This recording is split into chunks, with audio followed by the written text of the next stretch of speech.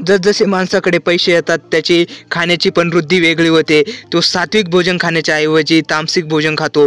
परंतु आपल्या आजीने अजून पण भारताची पारंपरिक पद्धतीने भाज्या करण्याचं काही विसरलेलं नाही आणि एकदम अशी ही डाळीचं पिठलं केलेलं आहे आणि तुम्ही पण आवडीने खाशाल. परंतु तुम्हाला आजींचा हा पूर्ण व्हिडिओ नक्की बघावा लागेल. आणि डाळ भिजून कसे त्या मिक्सरमध्ये बारीक करून आणि तुम्ही तेच नूडल्स खाऊन आणि तेच चायनीज खाऊन स्वतःचं शरीर खराब करताय, पण आजींनी कशी संस्कृती जपून ठेवलेली तुम्ही नक्की बघा. तर सर्वांचं स्वागत आहे. ताई दादा सर्वांना नमस्कार. आणि आज आजी करणार आहे ते हरभऱ्याची डाळ असते ना तिचंच वाटून मस्तपैकी पिठलं आणि एकदम चुलीवरती हे पिठलं होणार आहे. गावाकडची चव आणि सर्वात एक भारताची परंपरा जपलेली झुणका भाकर म्हणू शकतो किंवा डाळीचं पिठलं पण म्हणू शकतो. आणि या ठिकाणी त्यांनी ना पाण्यामध्ये भिजत ठेवलेली होती. अर्धा तास झाला होता, कारण की काही वेळेस ती असते ना डाळ ती कडक असते ना, मग जास्त ना मिक्सरला किंवा आपलं ते वाटेवर असतं ना आपल्याला त्रास न होऊ म्हणून ना पाण्यामध्ये झटपट ना ती भिजत ठेवली असते आणि मग ती लवकरात लवकर वाटून होते. आणि आता स्वच्छ धुवून घेतल्यानंतर नाही बघा काही वेळेस घाण पण असते ना, डाळीतून सर्वात जास्त वाईट पाणी जास्त, कारण की सर्वात जास्त डाळीमध्ये ना मटणापेक्षा प्रोटीनची क्षमता आढळलेली आहे. हा मी सांगत नाही, कारण की हे शास्त्रज्ञांचा शोध आहे. त्याच्यानंतर लगेचच आजीने ना मिक्सरमध्ये बारीक करून घ्यायची तयारी चालू होते. एक घाणा बारीक केला होता म्हणजे कारण की भिजून चांगले असे होते, कारण की त्यांच्या हाताला लागले म्हणून त्या पाट्यावर जास्त वाटत नाही. मिक्सरमध्येच बारीक करतात. आणि मिरची पण त्यांनी बारीक करून घेतली. मिरचीमुळे ते तुम्हाला लाल दिसते. आणि याच्यामध्ये पाणी टाकून घेतलं ना झटपट असं होतं बारीक, म्हणजे त्याच्यातली बारीक बारीक कण होतं आणि पिठलं पण आपल्याला चवीला येते खायला. आता हे एका मिक्सरच्या भांड्यामध्ये आपल्याला पूर्णपणे कसं टाकून घ्यायचं आहे. आणि मिक्सर चालू झालेलं आहे. भरपूर पाणी टाकल्यामुळे ना थोडेसे वगळपण आपल्या मिक्सरच्या याच्यात दिसलेले आहे. आणि सर्व त्यांनी वतून घेतलेलं आहे एका प्लेटमध्ये. एका साईडला तुम्हाला लाल का दिसते त्याच्यामध्ये ना मिरची टाकेल आहे आणि दुसऱ्या साईडला मिरची नाही. आणि आजी तिथं मिक्सरमध्ये जवळच ना आपल्याला का मातीच्या घरामध्ये म्हणजे तिथंच ना शेणावरती ना पाणी टाकत होत्या म्हणजे प्लेटमध्ये. आणि दुसऱ्या साईडला चूल पेटून ना त्याच्यामध्ये आपल्या थोड्याशा लसूणाच्या ना बारीक बारीक फोड्या करून ना त्या कढईमध्ये टाकल्या. आणि कढईमध्ये टाकल्यानंतर थोड्या वेळ गरम होऊन दिल्या आणि लगेच 3-4 ओघळ्या तेल टाकलं. ही फोडणी द्यायचं काम चालू आहे बघा. लक्षात ठेवा, तुम्ही पण आवडीने खाशान असं एकदम झुणका भाकर गावाकडचं पिठलं म्हणू शकतो हरभऱ्याच्या डाळीचं. आणि आजींचा पण अनुभव जवळजवळ 60 वर्षाचा आहे. भरपूर जाळ लावायचा आहे, म्हणजे थोडासा फोडणीला कमीच ठेवा, कारण की काही वेळेस फोडणी जळून नाही द्यायची आपल्याला. आणि या ठिकाणी आपला आजींचा हा मसाल्याचा डबा, याच्यामध्ये सर्व प्रकारचे साहित्य आणि जिरे आहे ना ते जिरे घेतले आणि ते पण टाकायचे. हा आमचा छोटासा भाऊ दादा, माझा छोटासा भाऊ आहे, तो सगळ्यात लहान आहे आमच्या घरात. आणि या ठिकाणी कढईमध्ये त्याईनीच ना लगेच अर्धासा चमचा जिरे टाकले. ते चमच्यानुसार नाही, त्यांच्या फक्त अंदाजानुसारच मीठ टाकतात. अंदाजानुसार हळद असो किंवा अंदाजानुसारच जिरे असो, सर्व काही हातानुसारच टाकतात. म्हणजे अनुभव सर्वात श्रेष्ठ या ठिकाणी आपल्याला दिसतोय आजींचा. आणि आजी वासावरूनच बघा त्या फोडणीला कसं चव येणार आहे, आपल्या पिठल्याला कशी चव येणार आहे ती. आणि या ठिकाणी भरपूर जाळ लावला आहे आजी.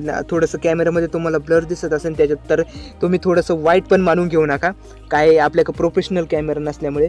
तर आपण घेऊ काही दिवसांनी, थोडंसं सहन करा. आणि या ठिकाणी त्यांनी फोडणी चांगली अशी गरम होऊन द्यायची, चांगली 2-3 मिनटं चांगले ना. मग त्याच्यानंतर हे सर्व आपण बारीक करून आणलं होतं ना डाळीचं, आणि ती मिरची नसते सर्व एका ठिकाणी प्लेटमध्ये कसं मिक्स करून घ्यायचं, कसं एकत्र करून घ्यायचं आहे आपल्याला. आणि ते आता कढईमध्ये टाकायचं आहे. अशा पद्धतीने आजीने टाकले. तसेच तुम्ही ट्रायल करू शकतात असे वेगवेगळ्या पद्धतीने. रोज तुम्ही त्याच भाज्या खाऊन कटाळे असं ना, असे वेगळ्या पद्धतीने गावाकडची भारताची संस्कृतीचं हे सर्वात जास्त पहिल्या लोकांचं आवडतं हे झुणका भाकर किंवा पिठलं म्हणू शकतो आपण. या ठिकाणी ते खात होते. पण आत्ताच्या काळात जसजसे लोक मॉडर्न होत चालले तसं त्यांची खाण्याची पद्धत कशी वेगळी होत चालली ना, असंच म्हणावं लागेल मला तर आता.